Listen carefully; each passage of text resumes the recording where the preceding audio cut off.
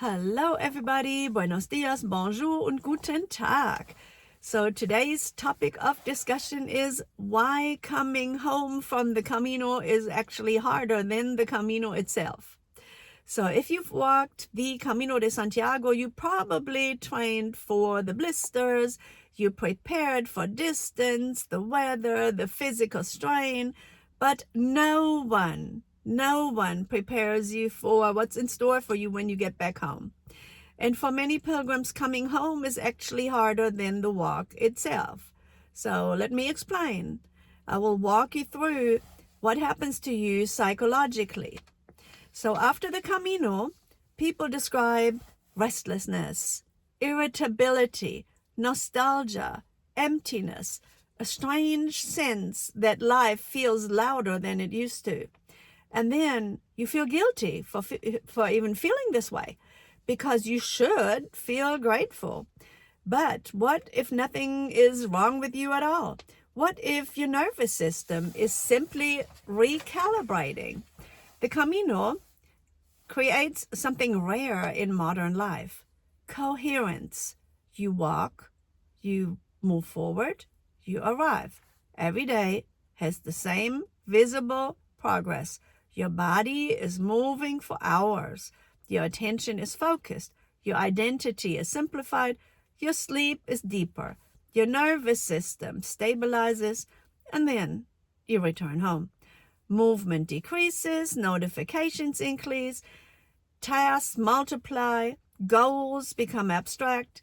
The contrast can feel like a huge loss, but it's actually structural.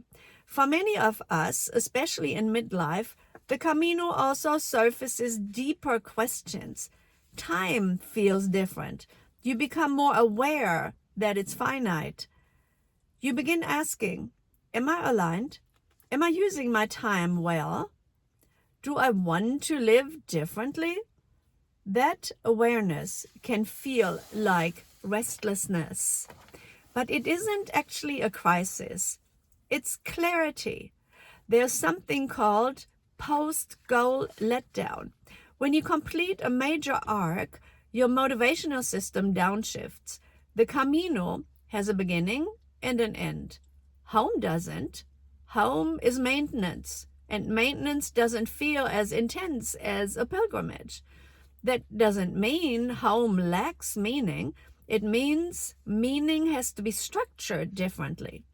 After my first Camino in 2018, I felt this very strongly. Not dramatic depression, but a steady pull. I didn't want to let go of the clarity. Over time, very slowly, I integrated it. And 5 years later, I bought a small house in Población de Campos, which is on the Camino Frances, in the Meseta. But the house wasn't the transformation. Integration was.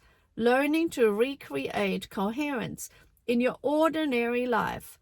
That's the real work. I ended up writing a book about this. It's not a memoir, but the psychology behind why coming home feels harder than the walk.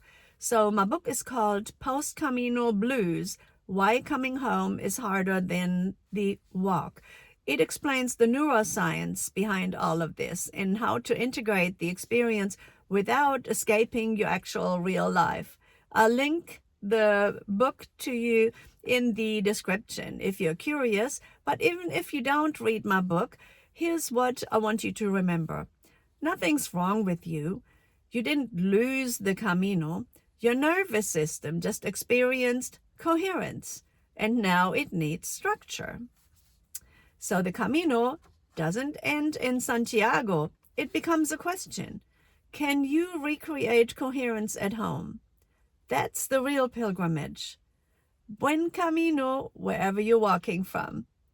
Everybody, please like and subscribe to my channel, and I would highly appreciate that. And like I said, if you'd like to read my book, the link is in the video description. Everybody have a wonderful Valentine's Day today, and I hope you feel the love.